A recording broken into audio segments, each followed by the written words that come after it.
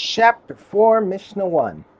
We learned in Chapter 2, Mishnah 2, that a piece that breaks off from an earthenware utensil can still become tameh if it can hold a certain amount of liquid while standing on its own without being supported by something else. The Mishnah now discusses what is considered being able to stand on its own.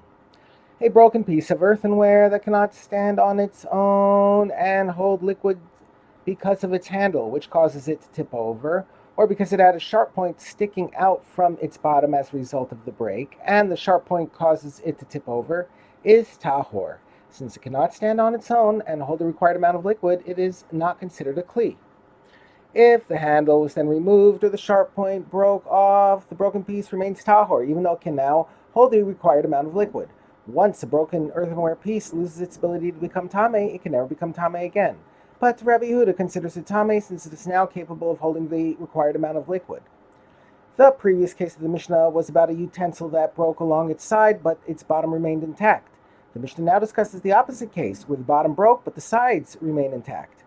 A barrel whose bottom broke, but it can still hold liquids on its walls if the barrel is laid on its side, or the barrel was split down the middle from top to bottom so that it became like two oval bowls that could each hold liquids when laid on their sides. Rabbi Yehuda rules that the remaining pieces are tahor because they cannot hold liquid in their original position.